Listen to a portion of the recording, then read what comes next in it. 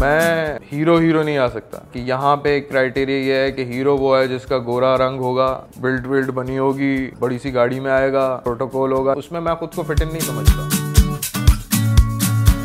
अस्सलाम वालेकुम, this is Rabia and you are watching me on Fusha magazine. आज जो मेरे मेहमान हैं उनको आपने देखा होगा, शबीर तो देखेगा, फिर आपने उनको संगे मरमर में देखा एस तोरा खान, फिर ये दिल मेरा में वो कुछ साजिशें और कुछ स्कीमिंग करते हुए हमें नज़र आए अली बख्श के रूप में। फिर आजकल हम उन्हें देख रहे हैं कि वो ज़ैनब को बहुत ज़्यादा सता रहे हैं पहली सी मोहब्बत में। मेरे मेहमान हैं आज पारिस मसरूर। अस्सलाम वालेकुम पारिस, कैसे हैं आप? वालेकुम, मैं बिल्कुल ठीक हूँ अल्हम्दुलिल्लाह। आप बताएं? ठीक है, मैं बिल्कुल ठीक ठाक। अभी ऑफ कैमरा जिस वक्त हमने स्टार्ट किया तो बड़े मज़े की मुझे बातें बताई जा रही थी और हम स्टार्ट करेंगे तब से जब आपने 2 डिग्रीज साथ कर रहे थे आप, राइट? 2 टाइप्स ऑफ एजुकेशन, एक आप मास कम्युनिकेशन में पढ़ रहे थे और साथ साथ आप नापा भी कर रहे थे। तो ये क्यों हुआ? अच्छा, क्या ये इतनी क्या आपको पढ़ाई का शौक था? ये बड़ा मुझे डिफरेंट चीज़ लग रही है। और actually I belong to a family जो कि I belong to a Sufi family जी। और my grandfather was a Sufi poet. Okay. My father was been a director producer in Pakistan television. He was I think 2007 में उन्होंने retire किया। अच्छा, 2007 में retire किया? हाँ, और उसके अलावा मैं आपको ये बताऊं कि मेरे वालिद साहब जो हैं वो डायरेक्टर भी हैं, वो प्रोड्यूसर भी हैं, वो राइटर भी हैं, वो सिंगर भी हैं, वो कंपोज़र भी हैं, वो शायर भी हैं।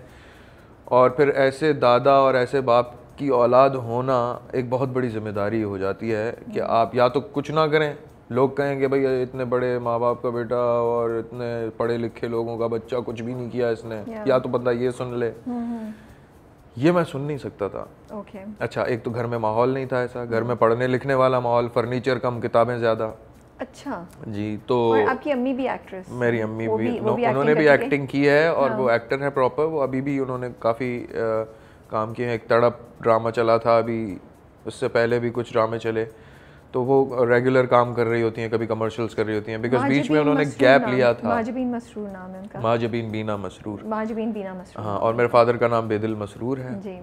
बोथ आर रिनाउंड अल्हम्दुलिल्लाह। तो मैं ये सोचता था कि मैं ऐसा क्या करूँ कि मैं अपने माँ बाप का नाम रोशन कर सकूं, एटलीस्ट इस काबिल बनूं कि लोग कहें कि नहीं यार इसने भी कुछ किया। मेरे अंदर ये शुरू से एक जज्बा था कि मैं ख़ुद को इजहारूं, ख़ुद को एक्सप्रेस करूं। तो बचपन से आपने देखा होगा फैमिलीज़ में कुछ बच्चे ऐसे होते हैं जो एंटरटेनर होते हैं। कोई भी घर में महफिल होती है, कोई इवेंट होता है तो वो सबको एंटरटेन करते हैं, कभी खड़े हो जाते हैं, कभी एक्टिंग कर रहे हैं, मिमिक्री कर रहे हैं, लोगों की नकल उतार रहे हैं, गाने गा रहे हैं, डांस कर रहे हैं और हर चीज़ में पेश आप उन्हीं में से एक जैसे। So I was one of those kids. तो वो होते होते उस चीज़ ने, स्कूल में भी इवन मेरे टीचर्स मुझसे बहुत प्यार करते थे, मेरे दोस्त मुझसे बहुत प्यार करते थे, उनको भी मैं एंटरटेन करता रहता था। तो जब भी कोई फंक्शन होता था स्कूल में तो टीचर पहले ही मेरा नाम लिख देते थे मुझसे पूछे बगैर। पता होता था कि पारस ये तो करेगा कुछ ना कुछ। अच्छा। सो मैं करता था। तो कमिंग टू योर क्वेश्चन कि ये कब कैसे हुआ, यूनिवर्सिटी में। दो चीज़ें, हाँ। यूनिवर्सिटी में my brother also used to write, वो भी आर्टिस्ट आदमी है। तो उसने एक ड्रामा लिखा। अच्छा। और उसने एक सोसाइटी बनाई कराची यूनिवर्सिटी के अंदर, दरवाज़ा द ड्रामेटिक सोसाइटी। उस सोसाइटी के अंदर बहुत सारे स्टूडेंट्स लाइक माइंडेड थे जो कि परफॉर्मिंग आर्ट्स के लिए कुछ करना चाहते थे। तो उसने एक टीम बनाई जिसमें उसने मुझे भी लिया। फिर उसने मुझे कहा कि तुम एक खेल लिखो अपने दोस्तों के साथ मिलके, अपने दोस्तों के लिए। मैंने कराची यूनिवर्सिटी में रहते उधर ही, क्योंकि माहौल बहुत कशीदा था उधर, जो तंजीमी मामलात हैं उस टाइम पे तो बड़े हालात गंभीर किस्म के थे। तो हम छुप छुपा के हमने ड्रामा मैंने लिखा, हम छुप छुप के हम रिहर्सल्स करते थे। रिहर्सल्स करने के बाद हमने उसको आर्ट्स काउंसिल में परफॉर्म भी किया 2 बार 3 बार। तो उस वक्त मुझे एक एक्सपोजर मिला और मुझे लगा कि यार ये कोई काम है करने का, बिकॉज हम बचपन में देखते थे बाबा को, बाबा was used to do theatre and all that, productions वगैरह। तो मैंने कहा यार ये बहुत मज़े का काम है। उसी दौरान 2005 में national academy of performing arts खुला, तो उसमें मुझे पता चला कि ज़िया मोइनुद्दीन साहब, राहत काज़मी साहब, तलत हुसैन, अंजुम अयाज, खालिद अहमद साहब, अरशद महमूद साहब और इतने बड़े बड़े नाम वहाँ वो पढ़ा रहे हैं और उनका एक्सपीरियंस है और वो तो बाहर से पढ़ के आए हुए लोग हैं।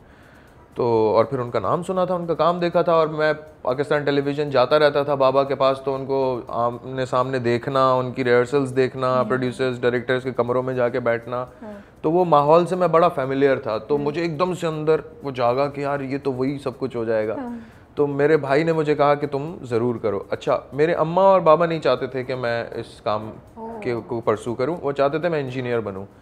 तो मैंने इंजीनियरिंग तक सेकंड ईयर मेरा जो प्री इंजीनियरिंग किया, मेरी मेहरान यूनिवर्सिटी ऑफ इंजीनियरिंग में एडमिशन भी हो गया बायोकेमिस्ट्री में। मैंने 1 साल कोशिश भी की लेकिन मुझसे नहीं हो पा रहा था। तो मैंने बाबा से कहा कि बाबा बस मुझसे नहीं हो रहा इंजीनियरिंग, मैं नहीं पढ़ सकता, आप मुझे छोड़ दें, मैं अपना पढ़ूंगा कुछ।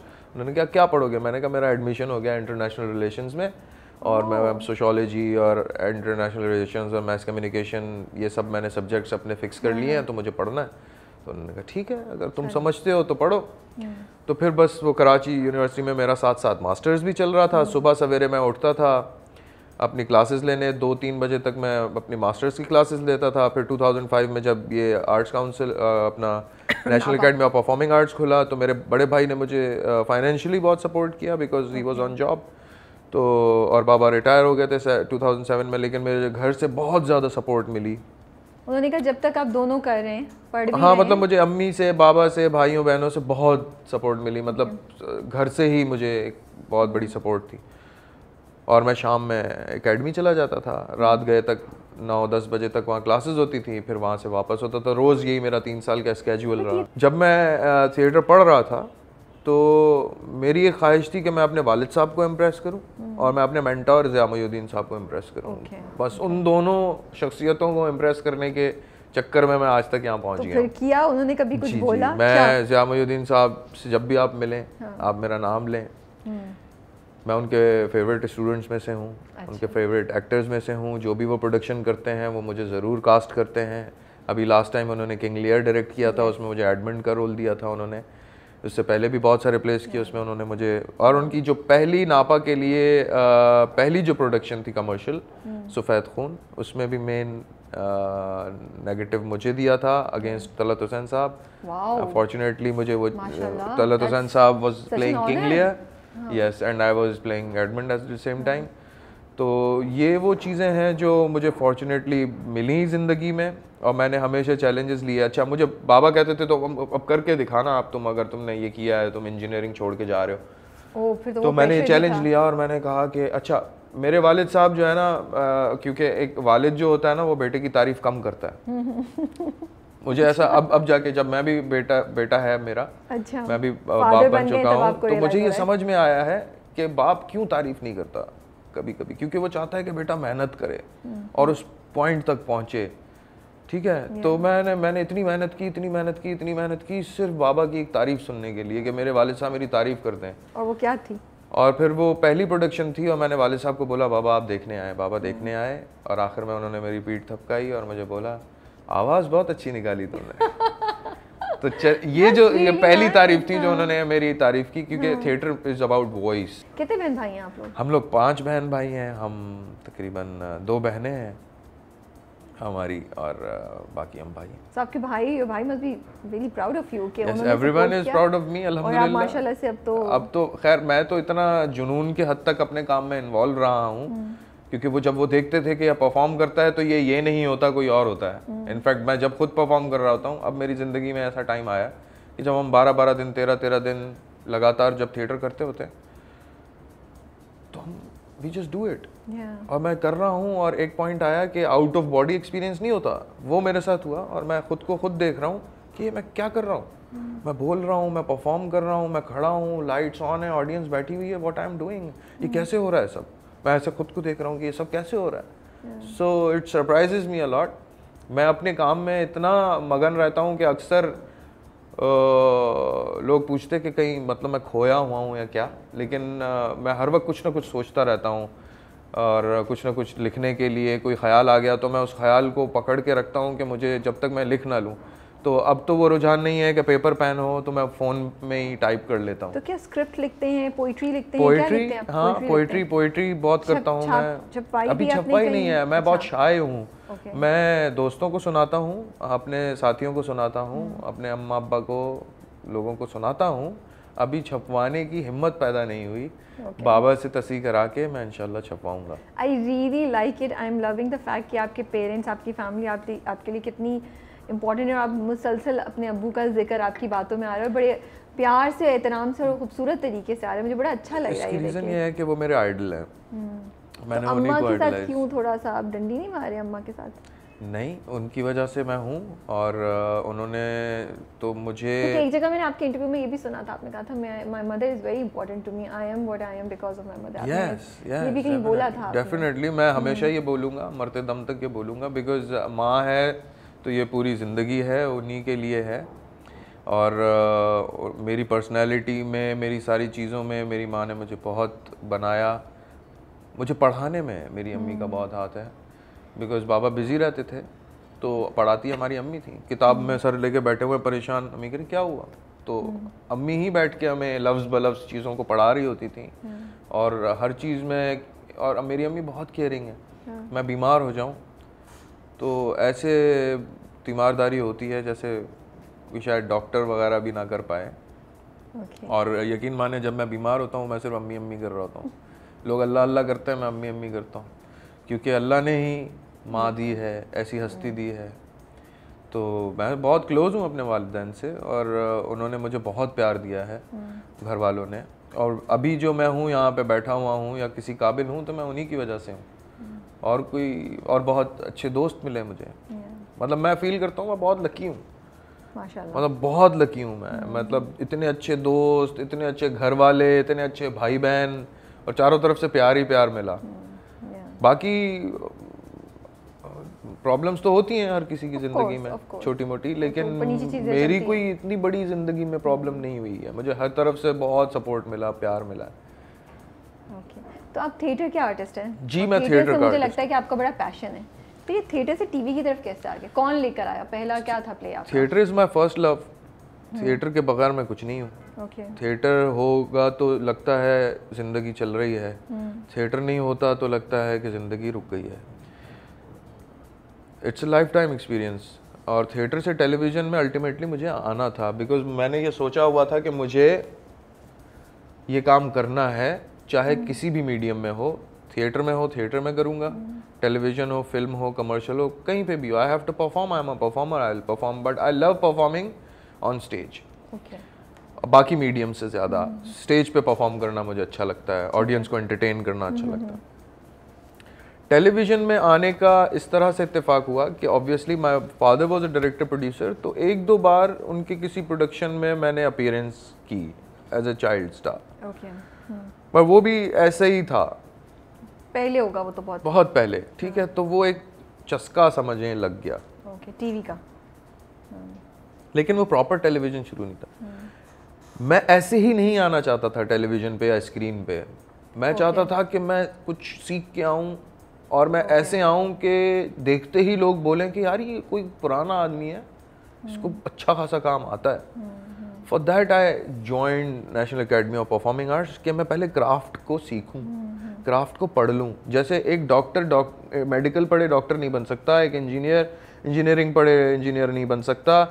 तो आप एक एक्टर एक्टिंग का क्राफ्ट पढ़े, या डायरेक्शन का क्राफ्ट पढ़े बगैर, या फिल्म मेकर फिल्म का क्राफ्ट पढ़े बगैर कैसे बन सकता है? सो फॉर दैट मैंने उस चीज़ को, अच्छा, मैंने रिसर्च किया, मैंने देखा कि दुनिया में जितने भी बड़े अदाकार हैं उन सब ने पढ़ाइयाँ की हैं, वो सब स्कूल गए हैं, उन सब ने थिएटर की तालीम हासिल की। हाँ, कोई शाज़ो नादिर होगा, लेकिन उसने बाद में पढ़ा है, बाद में जाकर इम्प्रूव किया है, जी।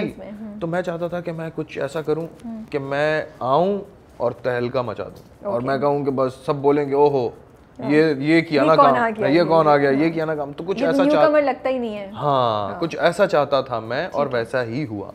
अब कैसा हुआ कि हमारे उस्ताद मोहतरम खालिद अहमद साहब, ठीक है, उन्होंने हम पे हाथ रखा, दस्ते शफकत रखा, और उन्होंने कहा बेटा तुम लिखो। तो मैं और मेरे कुछ दोस्त, मोहसिन अली शाह अभी बहुत मशहूर हो गए हैं, वो फिल्म में भी लिख रहे हैं, वो डायरेक्ट भी कर रहे हैं। मोहसिन अली आपके फ्रेंड? मेरा बैचमेट है, is my friend. Mohsin Ali Shah और अली रिजवी, मैं, हम लोग कुछ दोस्त यार मिलके हमने लिखना शुरू किया। सिटकॉम था, खालिद अहमद साहब ने हमें एहतिशामुद्दीन से मिलवाया, जो सुपरस्टार के डायरेक्टर हैं, अभी दम मस्तम भी वो डायरेक्ट कर रहे हैं। तो he was my first director एक तरह से, जिन्होंने हमें टास्क दिया लिखने का खालिद अहमद साहब के थ्रू। तो हमने लिखना शुरू किया, रातों रात बैठ के हम लिखते थे, फिर हम उनको जाके देते थे, फिर वो हमसे डिस्कशन होते थे। किस चीज़ के लिए हो रही, थिएटर के लिए हो रही थी या ड्रामे के लिए हो रही थी? ये मैं टेलीविजन पे आने का बता रहा हूँ आपको कि मैं टेलीविजन पे कैसे आया। लेकिन ये अब ये लिख किस चीज़ के लिए रहे थे? हम टेलीविजन के लिए लिखना शुरू किया। टेलीविजन के लिए पहले लिखना शुरू किया। तो पहले लिखते रहे, उसी में ही कहीं कहीं बीच में कुछ किरदार निकले जो उन्होंने कहा ये तुम लोग करो, ठीक है। फिर हमने वो किए। फिर उन्होंने कहा यार स्क्रीन पे ये सही आ रहे हैं। फिर एहतिशामुद्दीन ने इसी तरह देखा देखी, उन्होंने हमें थिएटर में देखा हुआ था, सैफी हसन ने और एहतिशाम भाई ने, क्योंकि वो दोनों खुद थिएटर के लोग हैं। Saifi Hasan is a theatre actor, Ehtishamuddin was been a theatre actor. तो उन्होंने कहा कि भाई ये थिएटर के लड़के हैं और खालिद अहमद साहब उनके उस्ताद हैं, उनके भी उस्ताद हैं, उनके उस्ताद हमारे उस्ताद हैं। तो उन्होंने हम पे दया की, हमें फेवर दिया कि भाई चलो नए लड़के हैं तो छोड़ो, थोड़ा सा काम करा लेते। तो एक शॉर्ट फिल्म में जो कि एहतिशामुद्दीन डायरेक्ट कर रहे थे, उसमें उन्होंने मुझे चांस दिया। अच्छा, मैं उनके साथ गया, मैंने कहा सर मुझे ले चलें अपने साथ, क्योंकि हमारे ही कुछ बैच के एक्टर्स उनके उस फिल्म में काम कर रहे थे, शॉर्ट फिल्म में। सलीम महराज थे और हमारी एक दोस्त थी। तो मैंने कहा सर मुझे भी ले चलें। तो मैं कोई एक्टर बन के नहीं गया उनके साथ, I just went as a spot boy. मैं उस प्रोडक्शन में काम करने के लिए उनकी मोहब्बत में चला गया। अब मैं वहाँ पे काम भी कर रहा हूँ, सारी चीज़ें कर रहा हूँ जैसे बाकी स्पॉट बॉयज़ कर रहे होते हैं। किसी को पानी पिलाना है, पानी पिला दिया, किसी को चाय पिलानी है, चाय पिला दिया, तारें लगानी है, तारें लगा दी, लाइट खड़ी करनी है, लाइट खड़ी कर दी। ENG का जो ड्राइवर था उसकी तबीयत ख़राब हो गई थी, तो ENG हैदराबाद से ड्राइव करके कोठड़ी में पहुँचा, सारे लड़कों को लेके, सामान लेके, इस तरह से चीज़ें की। वहाँ पे मैं रात को थक गया, सो गया। 4 बजे का टाइम था, थक के बिल्कुल चारपाई पे सोया। तो उन्हीं की प्रोडक्शन का एक बंदा आया, कहता है उठो उठो एहतिशाम भाई बुला रहे हैं, एक सीन करना है। मैंने कहा ठीक है करते हैं। अब ऐसी मेरी दाढ़ी बड़ी हुई थी, बाल छोटे थे, मूछें मैंने यूँ की हुई थी। तो उन्होंने कोई हिंदू कैरेक्टर था, पार्टीशन स्टोरीज कर रहे थे एहतिशामुद्दीन साहब। तो ऐसे मुझे यूँ तिलक लगाया, हाथ में डंडा पकड़ाया, कुर्ता पहनाया और पीछे विंडो में खड़ा कर दिया। फिर उसमें एक डायलॉग दिया उन्होंने मुझे कि दविंदर लाल बाबू खोली खाली करो और इस तरह से कुछ। तो वो मैंने एक छोटी सी लाइन बोली। उसके बाद एक फिनाले का एक छोटा सा सीन था जिसमें ना सलीम महराज जो हैं वो सामने खड़े होते हैं, उनको मैं गुंडों को इशारा करता हूँ कि इसको पकड़ो। वो सलीम महराज को पकड़ के यूँ नीचे गिराते हैं और मुझे उनके मुँह पे यूँ डंडा मारना होता है। तो उन्होंने लो एंगल शॉट बनाया, पीछे तारे वारे नज़र आ रहे हैं और मैं नज़र आ रहा हूँ लो एंगल शॉट में। और उन्होंने कहा ऐसे स्क्रीन के सामने से ना तुम्हें यूँ डंडा घुमाना है, जैसे ये पॉइंट ऑफ व्यू शॉट है कि तुमने उसके मुंह पे डंडा मारा। और ऐसे डंडा मारते हैं और ब्लैकआउट हो जाता है और स्क्रीन पे क्रेडिट्स चलना शुरू हो जाता है। तो वो शॉर्ट फिल्म जो है वो एहतिशाम भाई की शॉर्ट फिल्म काफ़ी फेस्टिवल्स में चली। क्या नाम है, कौन सी? उस फिल्म का नाम था ज़ेबू के पास। ओके, हाँ ज़ेबू के पास। उसका शायद कोई ट्रेलर प्रोमो भी पड़ा हो यूट्यूब पे। उसमें मेरा एक छोटा सा वो रोल आ गया। इसी तरह से एक कोई साजिद। तो खराशे तक कैसे पहुंचे आप? वही मैं बता रहा हूँ। उससे पहले मैंने एक छोटी छोटी अपीयरेंसेस कहीं ना कहीं की थी। अच्छा, उस वाले छोटे से उस शॉट जो मैंने ऐसे, उसमें लोगों ने पूछा ये लड़का कौन है। डिफरेंट लोगों ने पूछा इंडस्ट्री की ये लड़का कौन है। तो वहाँ से मुझे चांस मिला। तो वहाँ से ही मेरी मुलाकात सेट पे सैफ़ी हसन से हुई। सैफ़ी हसन ने मुझे उस वक्त, वो किसी प्रोडक्शन में काम कर रहे थे, वो नाम मैं उस प्रोडक्शन का भूल गया हूँ, काफ़ी प्रोडक्शंस तो बंद हो गई हैं। तो वो TV 1 पे वो चला था ड्रामा खराशे के नाम से, और उसमें उन्होंने मुझे मेन कैरेक्टर ऑफ़र किया कि तुम ये करो। और उसमें हमारे दोस्त अली रिजवी भी थे। फिर हम इतनी ज़ोर से एक्टिंग आ रही थी, हमने उसमें भरपूर अदाकारी की और उसमें बड़ी पजीराई मिली। और वहाँ से मेरा सिलसिला शुरू हुआ। तकरीबन 2009 था या 8 का एंड था। तो कुछ इस तरह से ये सिलसिला शुरू हुआ और उसके बाद फिर चलता गया। और फिर मुझे अल्टीमेटली पता था कि मुझे स्क्रीन पे आना ही है, अपीयरेंस देनी है। उसके लिए मैं ज़हनी तौर पे तैयार था। ओके। तो आपको बेस्ट सपोर्टिंग एक्टर का अवार्ड मिला। हाँ जी, तोरा खान के लिए फॉर संगे मरमर जी। तो उसके बाद क्या सोचा आपने? सोचा था कि अब तो चीज़ें चेंज हो जाएंगी, अब तो मुझे बस हाथों हाथ लिया जाएगा और सब कुछ। वैसा कुछ नहीं हुआ। तो अवार्ड मुझे मिला 2016 में। रमज़ान थे मेरे ख्याल, नहीं रमज़ान आने वाले थे और मई का महीना था।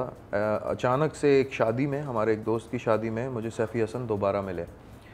सैफ़ी हसन ने कहा क्या कर रहे हो आजकल? मैंने कहा सर मैं अभी कुछ नहीं कर रहा। तो उन्होंने कहा मैं तुम्हें कॉल करूँगा। तो एमडी प्रोडक्शन से मुझे कॉल आई और उन्होंने कहा कि ये एक रोल है तोरा खान का, ये आपको करना है। मैंने स्क्रिप्ट मांगा उनसे, उन्होंने कहा टाइम नहीं है, फ़ौरन आपको फ्लाई करना होगा, सवात जाना होगा। मैंने सैफ़ी भाई से पूछा कि क्या करना है? उन्होंने कहा बस तुम आ जाओ और तुम्हें मज़ा आएगा। तो ये रोल जो है मुस्तफ़ा आफरीदी ने लिखा था, ये पूरा ड्रामा संगे मरमर बेहतरीन लिखा। उसमें ये जो किरदार था तोरा खान का, ये एहतशामुद्दीन के लिए ख़ास तौर पे लिखा गया था। वो बिज़ी थे उडारी में। तो ये किरदार जो है सैफ़ी भाई ने उनसे कहा कि पारस से करवाएं, क्योंकि वो जानते थे मुझे कि मैं परफॉर्मर हूँ, मैं किया है, वो मेरे काम से आशना थे। तो उन्होंने मुझे बुलाया, मैंने रास्ते में जितना मैं स्क्रिप्ट पढ़ सकता था मैंने पढ़ा और मैं डायरेक्ट सीन पे पहुंचा। तकरीबन 14 घंटे का सफ़र करके मैं रोनियाल सवात में एक जगह है दरिया के किनारे वादी है, वहाँ मैं पहुँचा। वहाँ पहुँचते ही मिकाल जुल्फ़िकार थे, नुमान एजाज साहब थे और उमैर राना साहब थे। इन सब के साथ मुझे सीन करना था और मेरे पास कोई क्लू नहीं था कि मैं क्या करूं। मैं तकरीबन 15 एपिसोड पढ़ चुका था, लेकिन सीन 20वें एपिसोड का हो रहा था उस वक्त। तो मैंने उनसे पूछा कि क्या करना है। उस बिट थोड़ा सा हो रहा था नुमान एजाज साहब के सामने के ये पहली बार नुमान एजाज साहब के साथ काम कर रहे थे। तो मैं आई एम अ फ़ैन, तो मैं उनसे हमेशा उनके साथ काम करना चाहता था और मैं चाहता था उनसे मिलूं। तो इत्तेफाक से ये हो गया और मैं थोड़ा सा था, लेकिन सबकी इतनी ज़्यादा सपोर्ट थी कि मैंने वो कामयाबी से वो किया। अच्छा, जब मैं कर रहा था उस वक्त मैं बस उस किरदार के अंदर था। पहले दिन जब उन्होंने कहा कि जाओ चेंज करो इस तरह से, तो मैं चेंज किया। I was looking at my self in the mirror, तो मैंने वो पठान वाली टोपी लगाई। तो वो ऐसे मैं जब भी मैं कोई कैरेक्टर करने जा रहा होता हूँ तो मैं I talk to myself. तो मैंने थोड़ी देर के लिए ऐसे मिरर में खुद को देखा और मैंने अपनी टोपी को यूं किया। जैसे ही मैंने यूं किया मैं कैरेक्टर में आ गया। और मैंने बस उस कैरेक्टर को पकड़ा एंड थ्रू आउट उस कैरेक्टर को बहुत मैं स्टडी करता रहता था, क्योंकि उधर टाइम भी बहुत मिल रहा होता था। रातों रात बैठ के मैं अपने कैरेक्टर की लाइंस तैयारी करना, चीज़ें करना, पढ़ना बहुत ज़्यादा, और जो भी कहानी के अंदर फ़्लो चल रहा है उस कैरेक्टर का, उसको स्टडी करना, बाकी कैरेक्टर्स को स्टडी करना। तो उस वक्त जब मैं ये कर रहा था उस वक्त मुझे अंदाज़ा नहीं था कि मैं क्या कर रहा हूँ, कैसे कर रहा हूँ, but director was satisfied, everyone was fine. लेकिन जब वो स्क्रीन पे आया फिर लोगों ने बहुत उसको पसंद किया और एक अलग ही फ़ैन फॉलोइंग उसकी शुरू हो गई। अल्टीमेटली 2017 में 5th हम टीवी अवार्ड हुआ तो मुझे कॉल आई और उन्होंने कहा आप आएँ, आप इनवाइटेड हैं। तो मैंने कहा इनवाइटेड हूँ या कुछ है भी? कह रहे हैं बस आप आएँ तो सही। मैं गया, वहाँ पे मुझे अवार्ड मिला, वो सब ख्वाब था जैसे। तो नॉमिनेशन में तो पता चल गया होगा आपको ना कि नॉमिनेशन मुझे बिल्कुल एंड टाइम पे तब पता चली कि नॉमिनेटेड हो। अच्छा। मैंने कहा यार ये भी बहुत बड़ी बात है कि मैं नॉमिनेटेड, माशाल्लाह से। मैंने तो सोचा भी नहीं था।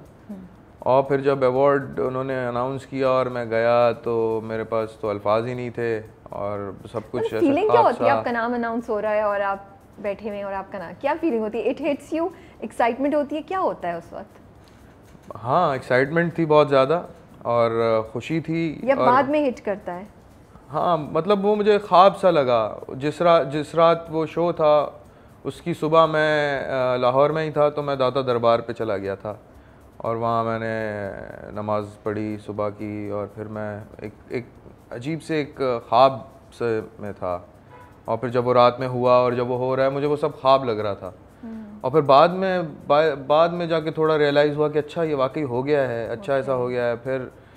फिर मुझे लगा कि हाँ अब चीज़ें और अच्छी हो जाएंगी, तो अच्छी हुई और फिर ड्रामा सीरियल्स मिलना शुरू हो गए और चीज़ें मिलना शुरू हो गई। तो 2016 जो है वो मेरा बेस्ट ईयर था और वो कमबैक था मेरा। उससे पहले जो काम किया था वो भी अपनी जगह पर है, लेकिन उसके बाद एक नया दौर शुरू हुआ। आपको लगता है कि एक नया दौर? हाँ, और उसके बाद एक नई पहचान बनी और लोगों ने, और मैं चाहता भी यही था कि लोग मुझे एज एन एक्टर रिकॉग्नाइज़ करें कि यार ये एक एक्टर है, अच्छा परफॉर्मर है। तो उस तरह से, और वो चीज़ शुरू हो गई। लेकिन आपकी एक्सपेक्टेशंस ये नहीं थी कि मुझे कुछ ज़्यादा मेन रोल्स मिलेंगे या बहुत ज़्यादा ऑफर्स आना शुरू हो जाएंगी?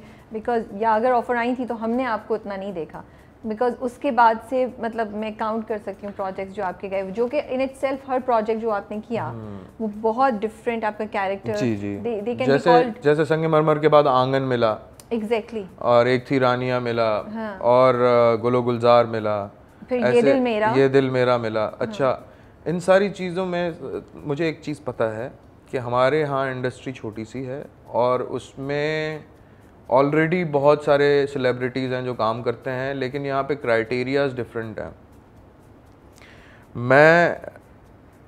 मैं एक एक्टर हूँ, आप मुझे जिस रोल में डालेंगे मैं उसमें ढल जाऊँगा। आप मुझे हीरो बना देंगे मैं हीरो बन जाऊँगा, आप मुझे विलन बना देंगे मैं विलन बन जाऊँगा, आप मुझे जो बना देंगे मैं बन जाऊँगा। लेकिन यहाँ पे ऐसा नहीं है। ठीक है, मैं हीरो नहीं आ सकता। एक चीज़ जो मेरे सामने आई कि यहाँ पे एक क्राइटेरिया ये है कि हीरो वो है जिसका गोरा रंग होगा, उसके बिल्ड बनी होगी, और जो है वो बड़ी सी गाड़ी में आएगा, और प्रोटोकॉल होगा, चीज़ें होंगी, अजीब किस्म की चीज़ें हैं यहाँ पे जो मैंने एक्सपीरियंस की। उसमें मैं खुद को फिट इन नहीं समझता। मैं एक एक्टर हूँ और मैं कुछ भी कर सकता हूँ, मेरे लिए कोई कैद नहीं है। मुझे बोलेंगे हाँ भाई ऐसा रोल है जिसमें बिल्ड चाहिए तो मैं बना लूँगा। उससे पहले मैं क्यों बिला वजह इतना खुद को पागल बनाऊँ। हाँ मैं एक्सरसाइज करता हूँ, but I am not fond of so much you know for 6 abs बने हों आपके, और आप फुल वो ये सारी चीज़ें। अच्छा, ये चीज़ें आती हैं मेथड एक्टिंग में। मेथड एक्टिंग यहाँ अप्लाई हो नहीं सकती क्योंकि यहाँ पे इतने पैसे मिलते नहीं हैं कि आप अपने सब कुछ छोड़ दें और एक ही किरदार के ऊपर आमिर खान बन जाएं आप। आमिर खान तो 100 करोड़ रुपए लेता है, उससे भी ज़्यादा शायद लेता होगा, और एक ही किरदार पे फोकस करते हैं वो लोग और अपनी मेहनत करते हैं और मेथड एक्टिंग अप्लाई करते हैं। हॉलीवुड में भी यही करते हैं। यहाँ पे ये हो नहीं सकता। यहाँ पे आपको इतने पैसे नहीं मिलते, इतना एक्सपोजर उस तरह का नहीं है। दूसरा ये है कि मुझे लगता है कि मैं किसी लॉबी में नहीं हूँ। We have lobbies, different lobbies हैं, जितने चैनल्स हैं उतनी लॉबीज़ हैं, उनके प्रोडक्शंस हैं, प्रोडक्शन हाउसेज हैं। अब शायद मेरा मिजाज नहीं है ऐसा, या मुझे नहीं पता वो कौन सा काम है ऐसा करना है जो मैं हीरो आऊँ, लेकिन मेरी दौड़ वो नहीं है। मेरी अप्रोच वो नहीं है कि मैं हीरो आऊँगा। आप अपनी एक्सपेक्टेशंस और अपनी वो मैंने नहीं रखी। रियलिस्टिक हो गए हैं आप। मैं रियलिस्टिक हूँ और मैं समझता हूँ कि मुझसे वो काम कराया जाएगा जहाँ पे कोई फंसेगा। मैं लेयर्स वाले कैरेक्टर्स कर सकता हूँ, मैं वो कैरेक्टर्स कर सकता हूँ जो शायद सब रिजेक्ट कर दें, बोले नहीं ये हमसे नहीं होगा, ये हम नहीं कर सकते। और मज़े की बात बताऊँ कि मुझे वही किरदार ऑफ़र होते हैं जो उनको लगता है कि यार ये कौन करेगा, ये कैरेक्टर कौन करेगा। बट ये तो अपने आप में एक बहुत बड़ी बात है। एग्जैक्टली। सो मैं यही चाहता था कि मुझे की रोल्स मिले, वो रोल मिले जो कहानी को तब्दील कर देते हों, माहौल को चेंज कर देते हों। उनकी वजह से सब ड्रेस्टिक चेंज आ। तोरा Khan was not a hero, but उस पूरी कहानी की स्पाइन ही वही था। इवन इन आंगन जो जाहिद का रोल था, I know. वो पूरी कहानी को चेंज कर रहा होता था। बहुत मजा आया था जाहिद के रोल। एग्जैक्टली। तो इसी तरह से सारे रोल। अब हाँ, गुलो गुलजार में almost I was a hero, but I was not hero जो हीरो दिखता है, नहीं। वो एक आम आदमी है। एक आम आदमी भी हीरो होता है। हर इंसान अपनी ज़िंदगी में हीरो होता है। अब आप अगर पड़ोसी मुल्क में जाके देखें और उनके यहाँ जो फिल्म्स बन रही हैं, वहाँ भी ये क्राइटेरिया चेंज हो चुका है। अब वहाँ नवाजुद्दीन हीरो आता है।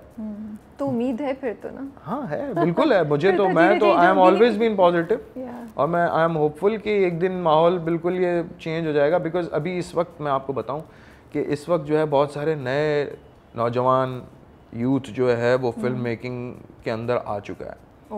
ठीक है, और वो फिल्म्स बना रहे हैं और बहुत फिनोमिनल फिल्म्स बना रहे हैं, शॉर्ट फिल्म्स बना रहे हैं, और फीचर लेंथ भी अटेम्प्ट कर रहे हैं, और फेस्टिवल्स में उनकी फिल्म्स बाहर इंटरनेशनली रिकॉग्नाइज की जा रही हैं। उसमें हम लोगों ने भी काम किया है, हम लोगों को भी रिकॉग्निशन किसी न किसी तरह मिल रही है। आने वाले दौर में जब फिल्म बनाएंगे ये सब लोग तो चीज़ें चेंज होंगी। दे नीड परफॉर्मर्स। होने वाली है। आपको परफॉर्मर्स चाहिए। नेटफ्लिक्स पे आप एक मामूली सी सीरीज भी देखते हैं तो उसमें आप देखते हैं परफॉर्मर्स हैं। बिल्कुल। So they need performers, we are the performers. मैं एक परफॉर्मर हूँ, मुझे आप जिस कैरेक्टर में ढालेंगे मैं उसमें ढल जाऊँगा। सो मेरी दौड़ वो नहीं है। ना ही मेरा मुकाबला उन लोग, मेरा किसी से मुकाबला नहीं है, मेरा अपने आप से मुकाबला है कि मुझे जो मैंने पहले एक बार सेट किया है मुझे उससे ऊपर जाना है, मुझे अपने आप से ही चैलेंज लेना है, मुझे अपने आप से ही मुकाबला करना है और मुझे किसी से नहीं करना। और ये मैंने उम्मीद बांधी भी नहीं कि खुदा ना खास्ता कोई कि मैं ये दिल में ख्वाब सजा लूँ कि अब तो मुझे हीरो के रोल मिलेंगे, अब तो ये हो जाएगा, अब तो हो जाएगा। मुझे नहीं लगता कि ऐसा हो जाएगा, क्योंकि ऐसा हो नहीं सकता। ओके, ठीक है, ये बताएं।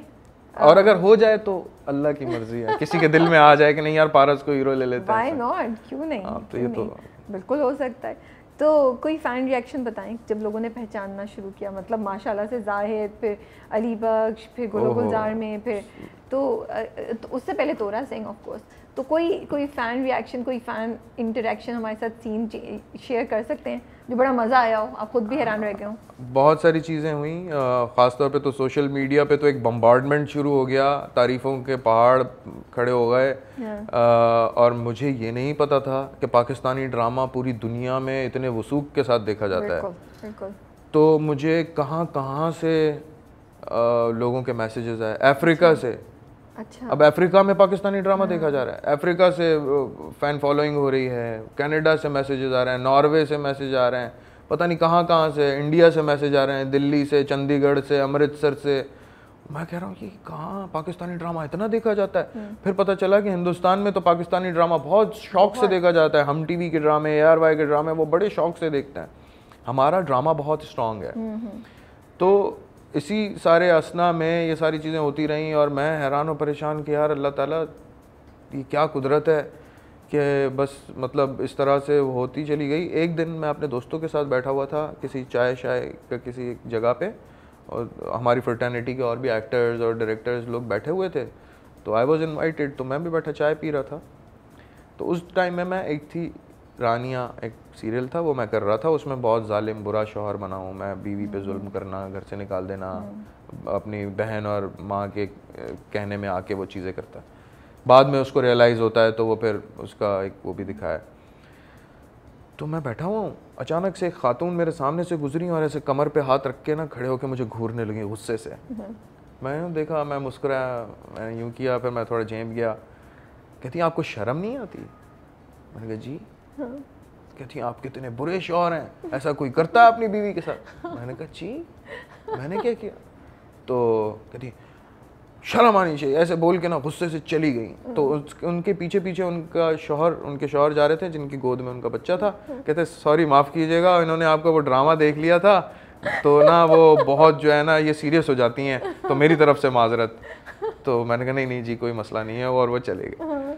थोड़ी देर के बाद मेरे दोस्तों ने जो वहाँ पे लोग बैठे हुए थे उन्होंने मुझे मतलब देखा कि मैं थोड़ा सा अजीब हो गया हूँ, तो सबने मेरे लिए तालियां बजाई, बोला कि ये तुम्हारी कामयाबी है कि तुमने इतने इन्वॉल्व हो के वो कैरेक्टर किया कि वो खातून सीरियस हो गई। तो ये मेरे लिए एक ऐसे 2-4 और भी हुए। इनफैक्ट ऐसा भी बहुत बार हुआ कि एक जगह मैं कहीं जा रहा था या कोई मिसहैप हो गया था मेरे साथ, मेरी गाड़ी ख़राब हो गई थी, तो मैं कहीं रास्ते पे था। तो मैं इस चीज़ से बड़ा कॉन्फिडेंट होता हूँ क्योंकि मैं जो स्क्रीन पे नज़र आता हूँ वैसा मैं सामने इतना नहीं नज़र आता, और मैं फ़ौरन अपना गेटअप चेंज कर लेता हूँ। जो अभी तो फ़िलहाल खैर मैं मजबूरी में, अभी लंबे बाल हैं वैसा ही गेटअप है, लेकिन मैं कोशिश करता हूँ कि जैसे मैंने एक रोल कर लिया जिस गेटअप में या जो कैरेक्टर में कर लिया उसके फ़ौरन बाद मैं चेंज कर लेता हूँ, तो लोगों की पहचान में मैं नहीं आता। तो लेकिन आवाज़ से लोग पहचान लेते हैं। बिल्कुल। तो एक दिन मैं ऐसे ही सड़क पे खड़ा हुआ हूँ, मैं गाड़ी वाड़ी सही कर रहा था अपनी, जब तक मैकेनिक आए, कुछ आए, मेरे हाथ वाथ ख़राब हुए थे, तो कोई मेरी मदद के लिए कोई रुक गया, अल्लाह का नेक बंदा। तो मैं ऐसे ही बात कर रहा था तो उसने मुझे ऐसे देखा, फिर देखता ही रहा। मैंने कहा क्या हुआ यार? कहता है आप ड्रामों में आते हैं ना? मैंने कहा नहीं। मैंने फ़ौरन से शक्ल भी चेंज ऐसे कर ली और आवाज़ भी बदल ली।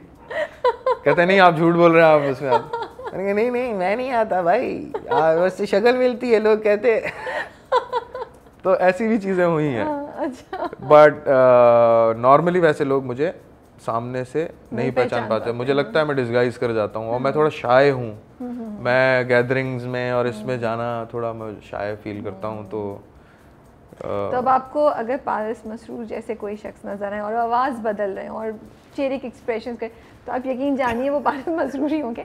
आप प्लीज़ जाइए, सेल्फी खिंचवाइए और उनकी तारीफ़ कीजिए काम की, उनकी बातों में बताइए कि मैं वो नहीं हूँ।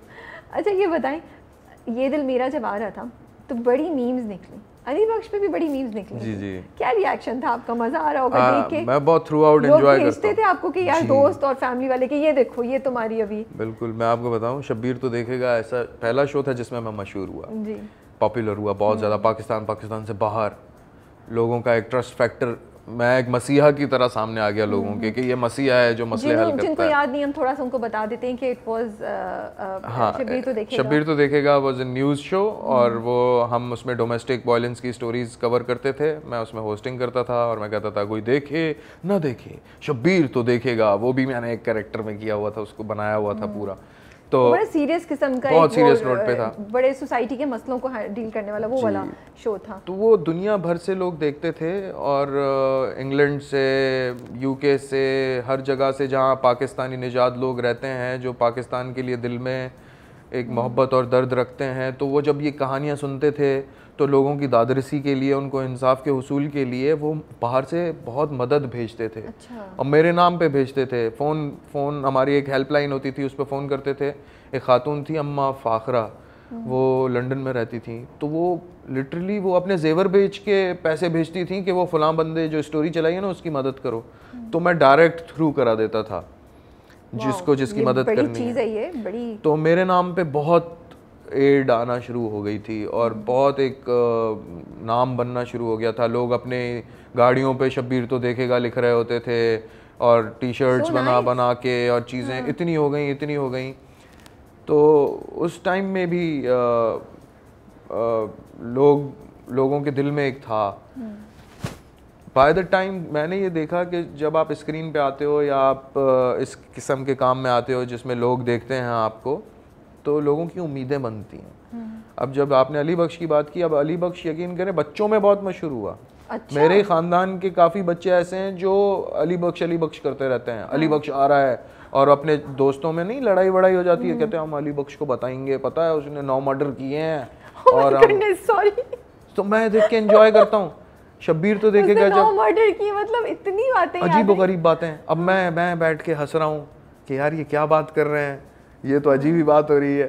खैर अली बख्श तो मैं नहीं हूँ, मैं तो पारस हूँ, लेकिन उस किरदार को कितना लोग वो करके, अच्छा उसमें तो अप्रिशिएट कर रहे थे। हाँ, अब वो तो बड़ा नेगेटिव रोल था। मैं यही सोचूं, थोड़ा सा आपको हुआ नहीं कि यार ये तो मैं बच्चों को गलत मैंने डायरेक्शन दे दिया? हाँ, लेकिन क्या है ना कि बच्चे फैंटेसाइज करते हैं कि भाई ये हमारे फैमिली में है, हमारे अंकल हैं और पता है, और अली बख्श हैं, वो तो वो बच्चों की एक इमेजिनेशन होती है। शब्बीर तो देखेगा में भी जोक्स बनते थे, कोई देखे ना देखे, शब्बीर तो देखेगा तो रोज मुझे 20-25 मैसेजेस आते थे जोक्स के बने हुए, जिसमें ये लाइन होती थी कि वो खातून जो है वो मेकअप कर रही हैं, बूढ़ी खातून मेकअप कर रही हैं, तो शौहर कह रहा है ए उमर देखो अपनी क्या मेकअप वेकअप कर रही हो, कौन देखेगा?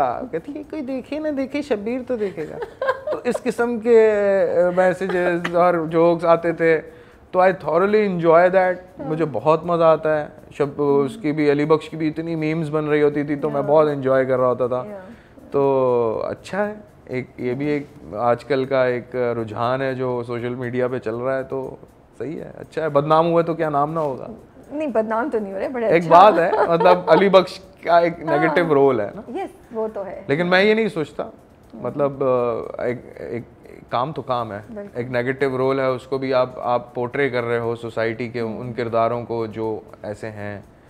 सो actors play a part as a bridge between the society. बिल्कुल, तो ये तो है। अच्छा, मैं आगे सवाल करने से पहले मैं सिर्फ आपको ये बोलना चाह रही हूँ कि 2016 से पहले अगर मैंने कुछ देखा है तो मुझे याद नहीं है, वेरी ऑनेस्टली स्पीकिंग, लेकिन संगे मरमर, फिर आंगन, फिर ये दिल मेरा, गुलो गुलजार, और आजकल मैं देख रही हूँ पहली सी मोहब्बत। ये मैंने अभी रिसेंटली झूठी खत्म हुआ, झूठी के बाद अभी झूठी मैंने नहीं फॉलो किया था इतना, ऑन एंड ऑफ देखा था ऑनेस्टली, उसमें भी I now remember, yes, but झूठी मैंने देखा नहीं था इतना। But what I want to say कि आपकी जो ये कैरेक्टर्स थे, ठीक है, वो मिले आपको और आपने बहुत अच्छा परफॉर्म किया। व्हाट आई लव्ड इज के हर कैरेक्टर दूसरे से डिफरेंट था और आपने इतनी खूबसूरती से किया, उस कैरेक्टर की अपनी एक पर्सनालिटी बनाई कि वो मेरे दिमाग में हर कैरेक्टर एक डिफरेंट खड़ा हुआ है और बड़ी स्ट्रांगली खड़ा हुआ है। यू नो वो जो आंगन में कैरेक्टर था, मतलब वो जब आता था मुझे मज़ा आता था उसको देख के। अली बख्श की एक वो, मतलब मैंने कहीं पढ़ा था, आपने कहा कि वो उसमें इतना नहीं था कैरेक्टर में मार्जिन, फिर भी मैंने ले लिया क्योंकि मुझे अदनान सिद्दीकी के साथ काम करना था। बट आई फेल्ट कि उसमें बहुत मार्जिन, मतलब बहुत उसी टोन, उसी एक्सप्रेशन को हर बार डिलीवर करना कि वो अली बख्श का एक पर्सोना था। So I just wanted to appreciate that हमने बहुत खूबसूरत काम आपसे देखा है, बहुत अच्छा काम देखा। बहुत शुक्रिया। मैं अपने फैंस का बहुत ज़्यादा शुक्रगुजार हूँ जो इतना प्यार करते हैं और उनका जो फीडबैक मिलता है, उनको बस ये पता चल जाए कि इस ड्रामे में पारस हैं तो वो मेरी वजह से वो प्ले देखते हैं। और ऐसे बहुत सारे लोग, जैसे कि आंगन में ऐसे बहुत सारे लोग हैं जिन्होंने मुझे ये फीडबैक दिया कि हम ड्रामा नहीं देखते, लेकिन हमने आपकी वजह से देखना शुरू किया, आपके सीन आ रहे होते। हाँ, so they wait for my scenes, they wait for it कि ये आएगा और हमें कुछ देखने को। तो I am so much humbled जो हम मेरे देखने वाले हैं, जो मेरे फैंस हैं, जो मुझे प्यार करते हैं, तो उन्हीं की वजह से मैं हूँ। तो ये दिल मेरा कैसा है आपके पास, क्यों हाँ बोली, और उसके बाद मज़ा आया करने का? ये दिल मेरा में मुझे बहुत मज़ा आया। Ehsan Talish is one of my favourite directors. उनके साथ मैंने एक नीली छतरी के नाम से वो सीरीज़ करते थे ARY पे, उसमें मुझे मौका मिला था उनके साथ काम करने का। तो मैं हमेशा चाहता था कि मैं अच्छे डायरेक्टर्स के साथ काम करूं, अच्छे राइटर्स का स्क्रिप्ट करूं। तो एक तो बात ये थी कि उसमें एहसन तालिश थे डायरेक्टर, तो मुझे दिल था कि यार एहसन तालिश के साथ दोबारा काम करने का मौका मिलेगा। स्क्रिप्ट बहुत अच्छा था। उसके अलावा जो सपोर्टिंग कास्ट थी उसमें सज्जल और आहत तो थे ही, ज़ाहिर है they are stars, they are celebrities, बहुत अच्छे हैं वो दोनों और इंसान भी बहुत अच्छे हैं वो दोनों, बहुत प्यारे लोग हैं। और Adnan Siddiqui gem of a person, ऐसा आदमी मैंने नहीं देखा ज़िंदगी में। बहुत ही कम लोग इतने बड़े दिल के मालिक होते हैं जो बहुत सपोर्ट करते हैं खुले दिल से। तो ये थी चीज़, कास्ट देखी, डायरेक्टर देखा, स्क्रिप्ट देखा और अपना कैरेक्टर देखा। बिकॉज वो साइलेंट रोल था लेकिन वो he was doing a lot. हाँ, वो तो मतलब हम उनको, जो अदनान सिद्दीकी का कैरेक्टर है, उनको अली बख्श के बगैर हम इमेजिन ही नहीं कर पाते थे। हम कहते थे वो आए, अब अली बख्श किस वक्त आएगा, रूम में कब एंटर होगा अली बख्श। तो जो मुझे ब्रीफ मिली थी, स्क्रिप्ट पढ़ने से पहले एक ब्रीफ होती है, तो उसमें मुझे एहसन तालिश ने कहा था कि मीर फारूक ज़मान का कैरेक्टर है, अदनान सिद्दीकी कर रहा है। तो मीर फारूक ज़मान के किरदार को मीर फारूक ज़मान दिखाने के लिए मुझे उसके साथ एक बहुत स्ट्रॉन्ग सपोर्टिंग कैरेक्टर चाहिए जो कि अली बख्श का है।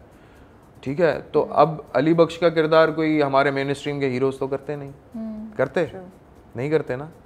तो दैन कम्स पारस या then comes some other performer जो कि उस चीज़ को स्ट्रांगली कर सके या वो चैलेंज ले सके या हिम्मत कर सके। Because performance is all about performance, it's not about being a hero और कुछ ऐसा नहीं। तो मैंने कहा हाँ यार ये तो बात है। मीर फारूक ज़मान के कैरेक्टर को मीर फारूक ज़मान बनाने के लिए उसका राइट हैंड इतना स्ट्रांग दिखाना चाहिए, इतना स्ट्रांग होना चाहिए कि वो लगे कि हाँ यार ये मीर फारूक ज़मान, कि वो जब गुस्सा करे तो उसके साथ जो बंदा खड़ा है उस पर वो तारी हो जाए, हाँ। तो ऑडियंस तक वो बात पहुँचेगी। तो मैंने कहा ठीक है करता हूँ मैं। और मैंने फिर कैरेक्टर बनाया प्रॉपर। मैंने उनसे कहा कि भाई अच्छा, मैं लुक एंड फील पे भी उसके काम किया। मैं उसी पे आने वाली थी कि वो आप कितने बाल हैं उस वक्त? हाँ जी, वो मेरे बाल अपने हैं और मूंछों पे कुछ तो वो थे मामला थे। हाँ, अब जैसे एहसन भाई हैं उनकी खुद की मूंछें वैसी हैं, काफ़ी थोड़ी थिक मूंछें मज़े की। तो हम ऐसे डिस्कस कर रहे थे कि क्या होना चाहिए। दे वांटेड मी कि मेरा कुछ ऐसा गेटअप होता जैसा मेरा अभी है, ऐसे बाल वाल और दाढ़ी वाड़ी बड़ा वैसा। तो वो उस वक्त तो मैं क्लीन शेव था ऑलरेडी, क्योंकि मैं कंटिन्यूटी में फंसा हुआ था, गुलो गुलजार कर रहा था साथ साथ। तो मैंने कहा यार क्या करें क्या करें क्या करें। तो ऐसे मैं एहसन भाई को देख रहा था, तो मैंने एहसन भाई को बोला, मैंने कहा कि आप जैसी अगर मूछें मैं रख लूँ तो उन्होंने कहा हाँ हो सकता है, ये तो बहुत अच्छा लगेगा। तो और उस गेटअप पे भी जा रहा था पूरा, जो वो प्रिंस सूट पहन के, और वो तो वो जब हमने करके देखा तो वो सही लगा।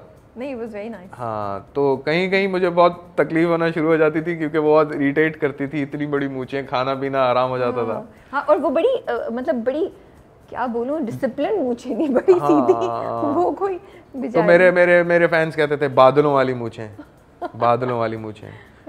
वो चेंज और हो सकती थी, कम हो सकती थी, लेकिन चलें वो उसमें उसमें हो गई, वो आ गई उसमें, और वो अच्छा ही लगा लोगों को। फॉर्चुनेटली मैं थोड़ा घबराया हुआ था कि यार इतनी बड़ी मूंछें लेकर पता नहीं लोग क्या बोलेंगे कि क्या है, लेकिन वो कैरेक्टर में वो आ गई चीज़, वो लोगों को सही लगी। अच्छा, तो ये बताइए, पहले गाना गाएंगे या पहले पहली सी मोहब्बत पे बात करें हम?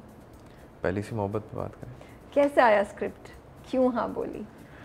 हाँ, ये पहली सी मोहब्बत जो है मुझे उस दौरान ऑफ़र हुआ जब मैं आई ड्रीम्स के लिए ऑलरेडी कर रहा था, मुझे विदा कर, उसकी कुछ शूट बाकी है।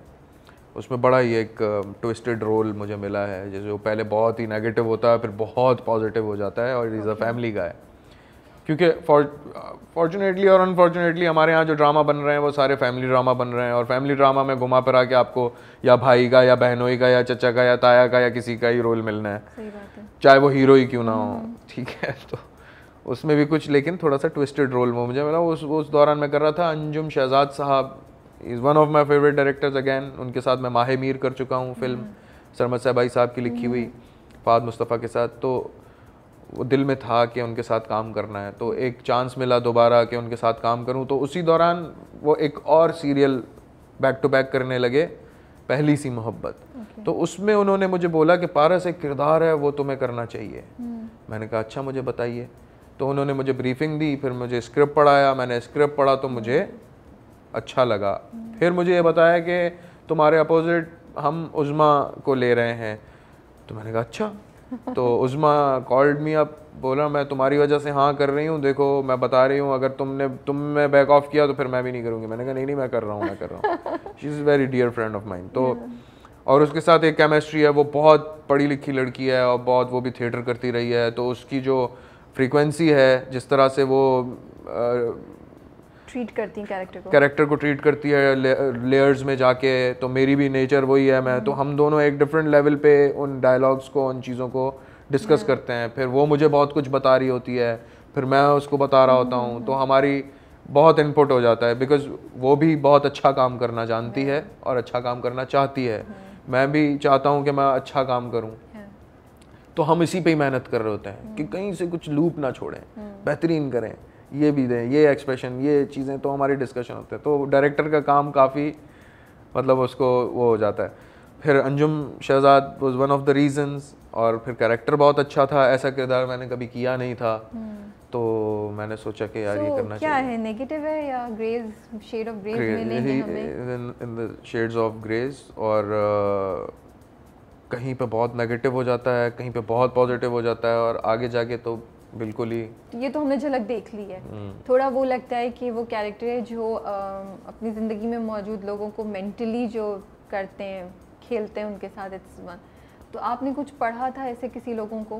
क्योंकि वो जब उसको मारता है उसके बाद वो होती है ज़ख्मी, तो वो उसको, मतलब हम भी उसकी बातों में आ गए थे, जिस तरीके से दरवाजे में बैठ के उसने उस तरह उसको बोला, हमने कहा हाँ यार ये बेचारा ये ज़्यादती कर रही है इसके साथ।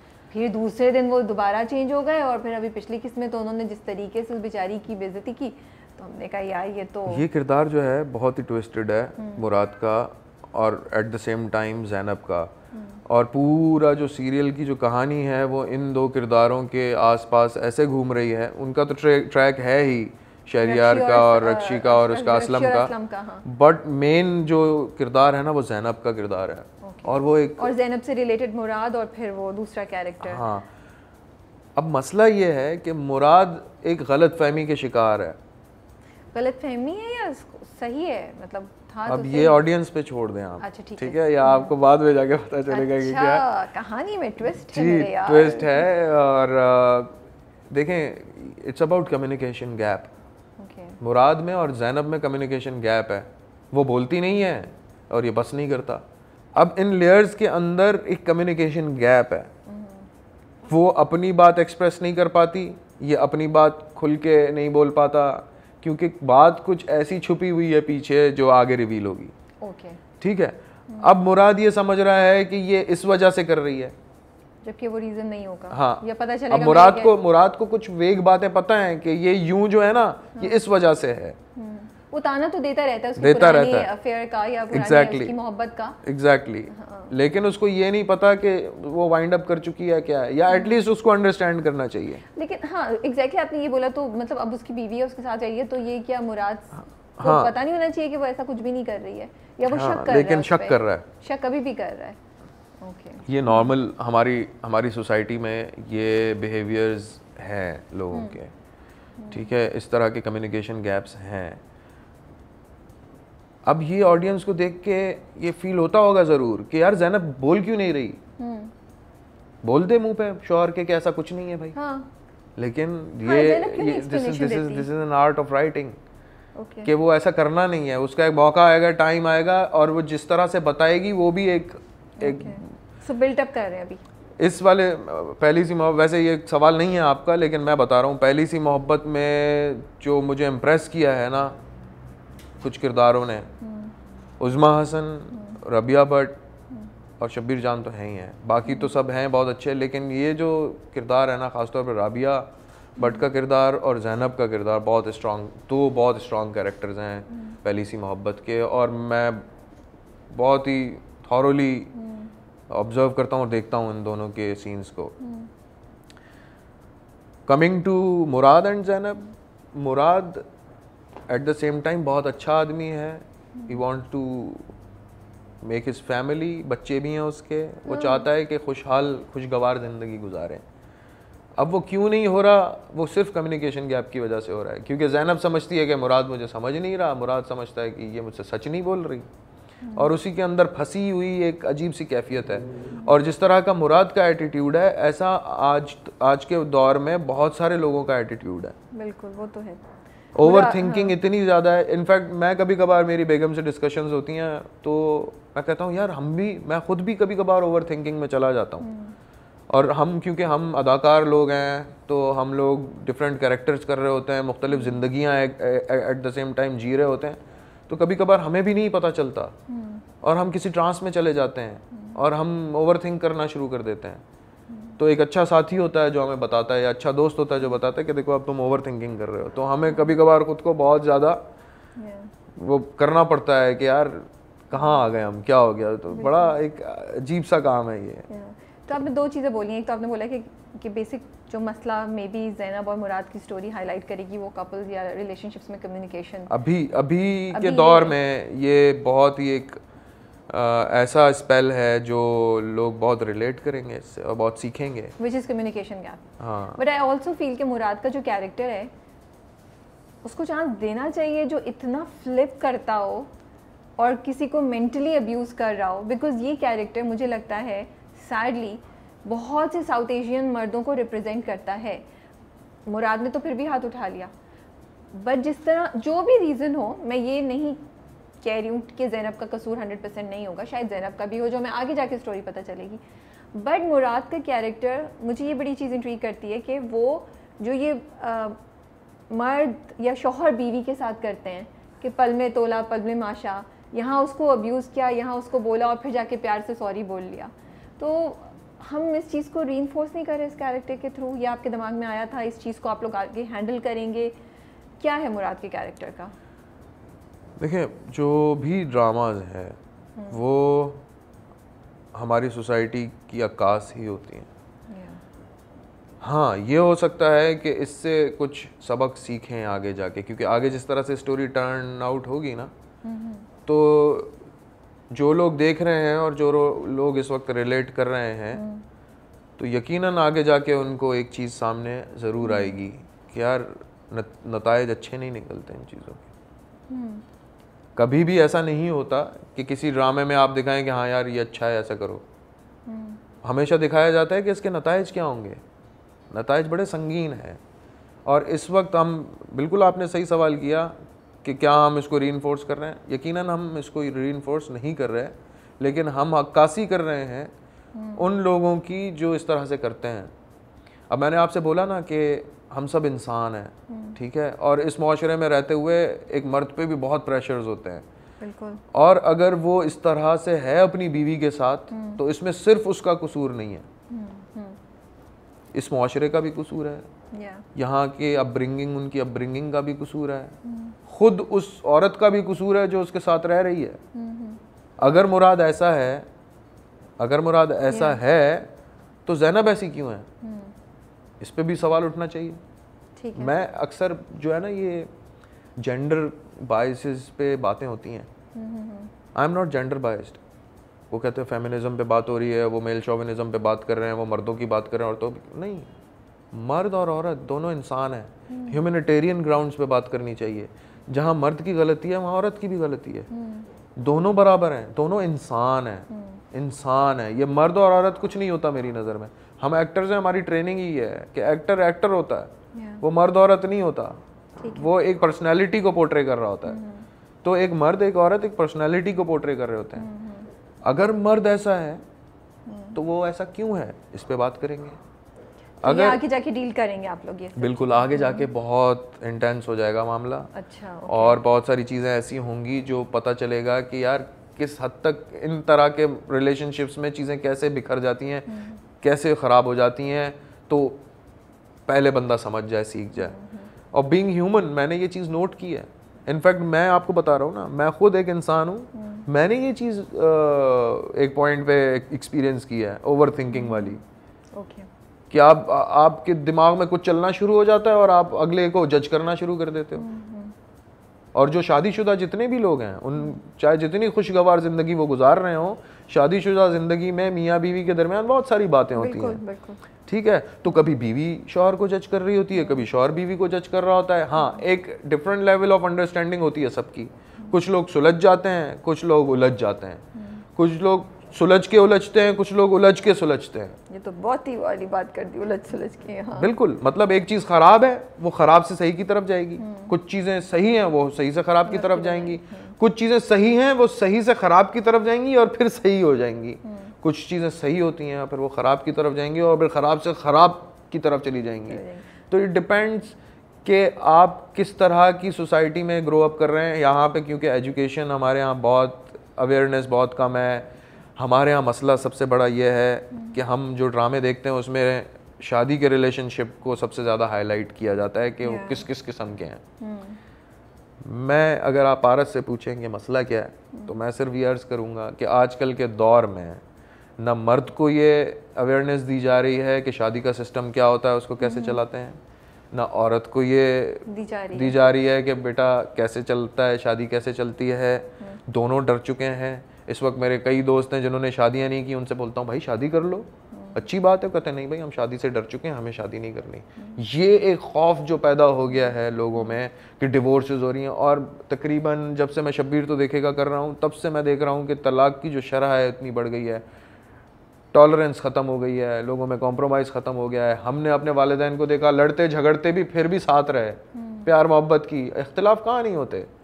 लेकिन वो जो एक सिस्टम है ना, उसकी समझ, उसकी अवेयरनेस लोगों में ख़त्म हो गई है।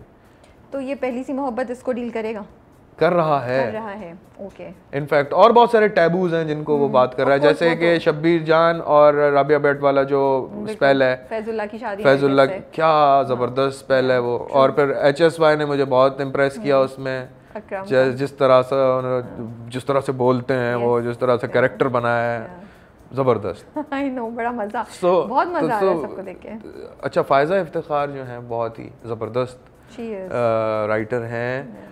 फॉर्चुनेटली ये उनका दूसरा सीरियल है लिखा हुआ जो मैं कर रहा हूँ। पहला आंगन किया था और अब ये कर रहा हूँ। तो वो बहुत ही अच्छे से मुआशरे के टैबूज़ को हाईलाइट करती हैं। जैसे प्रेम गली एक चला, कासिम अली मुरीद का लिखा, डायरेक्ट किया हुआ, वो भी फ़ायज़ा इफ्तिखार ने लिखा। उसमें जो उन्हें ख्वाजा सराओं के किरदारों को लेके जो इस मुआशरे में वो हैं, उनको जिस तरह से उन्होंने पोर्ट्रे किया और उनके हालात व वाक़यात को, फिर कमाल है, मतलब बेहतरीन। और इस वाले सीरियल में भी कुछ चीज़ें ऐसी हैं जो बहुत ही, कुछ नहीं बहुत सी हैं। इसीलिए मुझे बड़ा इंट्रीग कर रहा था मुराद का कैरेक्टर और मुराद और ज़ैनब का जो रिलेशनशिप है। बट चलें देखते हैं आगे क्या होता है। अब हम इस वक्त ज़्यादा पूछ भी नहीं सकते, रिवील भी नहीं करेंगे, बट अपनी तरफ से जो हम पूछ सकते थे पूछा। कोई सेट पे किस्सा हुआ मज़े का, कोई कहानी सुना सकते हैं वहाँ की हमें? वैसे तो हर ऐसे मुझे स्पेसिफिकली याद नहीं रहते।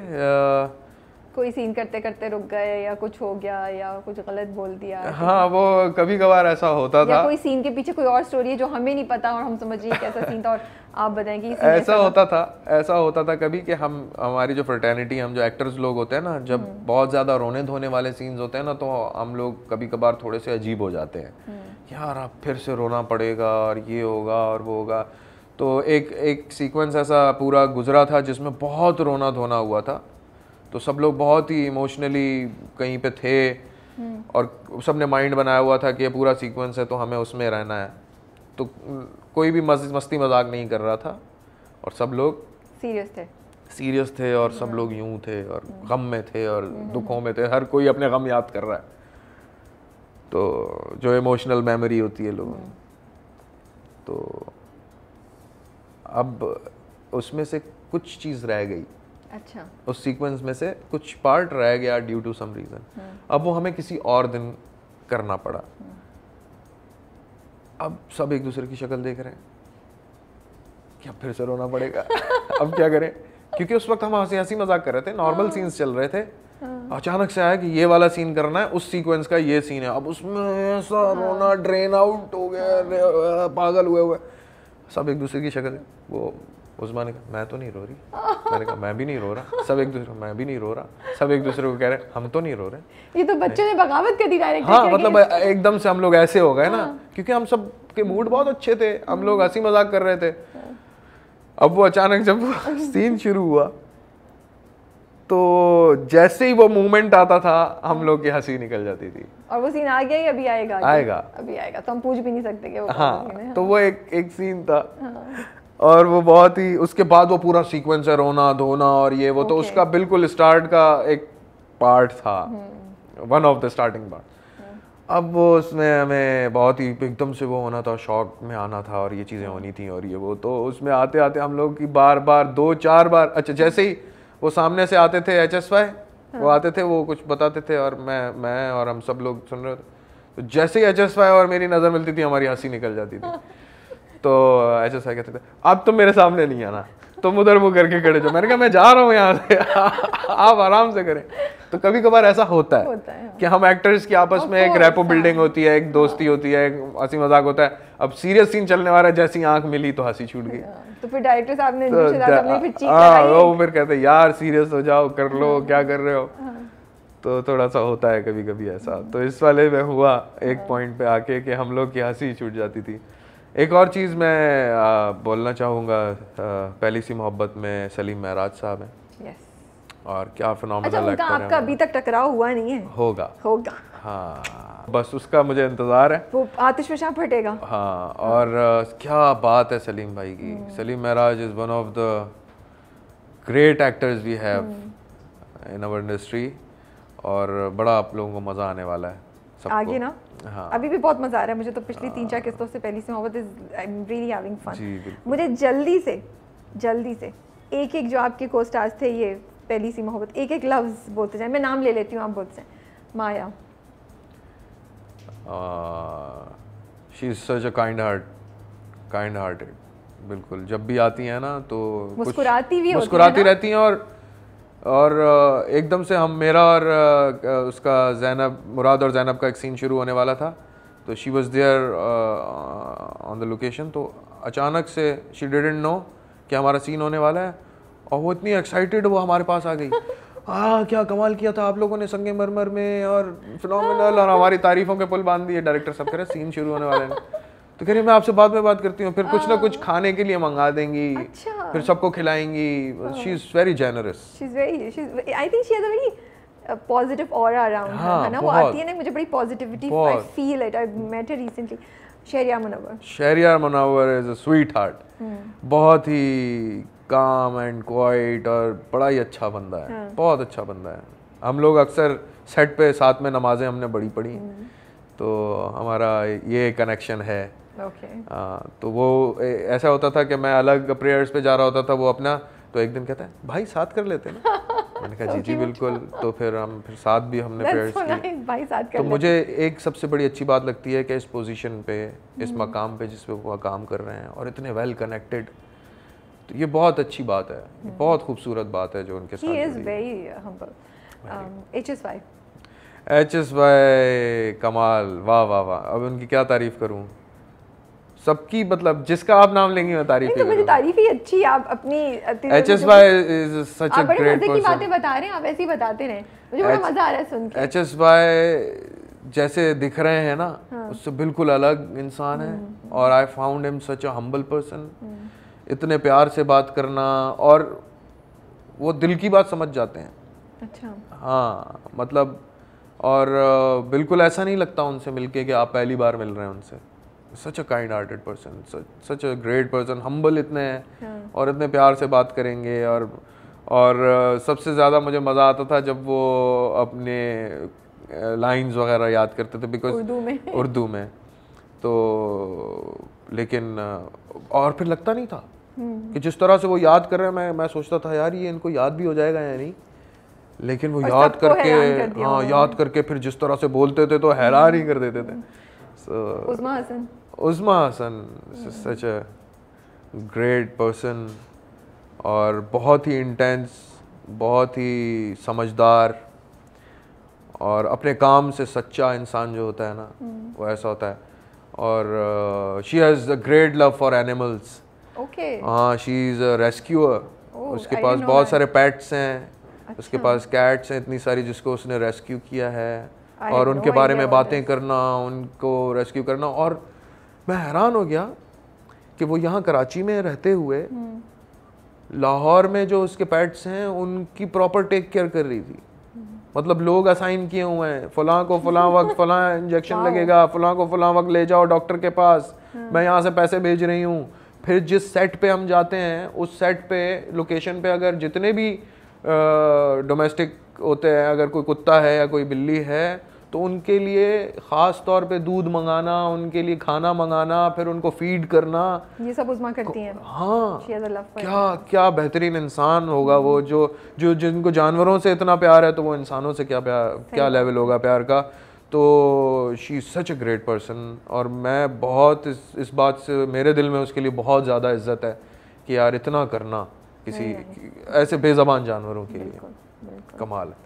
थैंक यू सो मच पारस, आपने इतने मज़े की कहानियाँ सुनाई हमें, बड़ा मज़ा आया। आप लोगों का बहुत शुक्रिया, आपने मुझे यहाँ बुलाया और मुझे मौका दिया कि मैं अपने दिल की बातें कर सकूँ। ऐसे मौके कम ही मिलते हैं। नहीं, थैंक यू सो मच कि आपने टाइम निकाला। I know you are busy with your shoots, आप अभी बता भी रहे थे कि आपके 2 ऑनगोइंग प्रोजेक्ट्स हैं, but had a great time chatting with you. Thank you, same here. We wish you all the best for your future projects. Thank you so much. And we are looking forward to कि आगे जाके मुराद और ज़ैनब का क्या खटपट होगी। हाँ बिल्कुल बिल्कुल, या दोस्ती हो जाएगी। हाँ बिल्कुल बिल्कुल, सब आहिस्ता आहिस्ता रिवील होगा इंशाल्लाह। अब तो खैर मेरा इतना इत्तेफाक नहीं होता कि मैं टेलीविज़न पे देख पाऊँ, लेकिन यूट्यूब पे मैं देख लेता हूँ रात में कभी बेगम के साथ बैठ के। तो हम लोग फिर अच्छा खासा तबसरा कर रहे होते हैं कि कैसा होगा, क्या सीख है, क्या गलत है। और सबसे पहले जो क्रिटिक हैं वो तो मुझे मेरे घर में ही मिल गए, तो मुझे बता देते हैं कि कहाँ कैसे क्या होना चाहिए।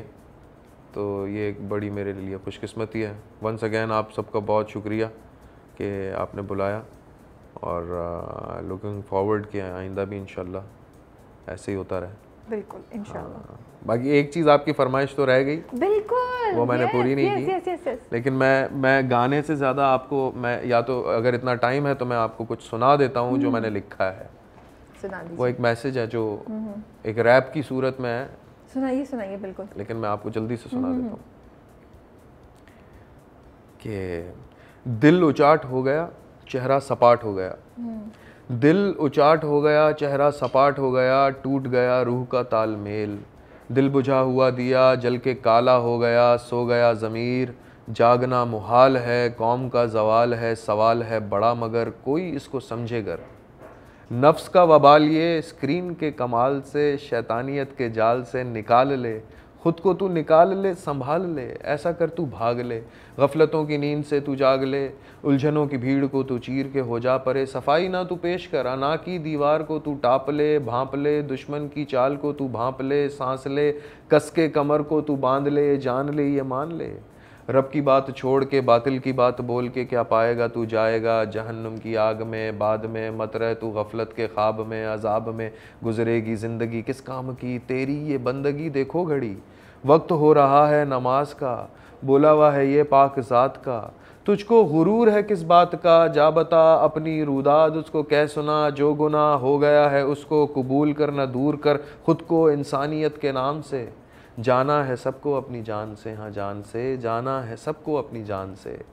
खुद को हेच जान कर तू दूसरों को मान दे, खुद को हेच जान कर तू दूसरों को मान दे। खुद को फना कर तू रब की खातिर जान दे, हाँ जान दे। जो रब की खातिर जान दे जिंदा है हर जहान में, मंजिल है उसकी लामकान में। Wow, very good. आप तो एक सांस में बोलते गए। I was so impressed. No paper in front of him. It was a rap song basically जो that I have written and I have done it in one of the production. बड़ी concentration सुनी थी मुझे, क्योंकि मैं कहती थी मतलब I wanted to keep a. ये जब रिकॉर्ड हो गया आपके पास, ये आप आराम से सुनिएगा। बिल्कुल, वो दोबारा सुनिए कि मैं इसे कैच अप कर रही थी। बट शुक्रिया, बहुत शुक्रिया आपका, बहुत शुक्रिया। Thank you so much once again.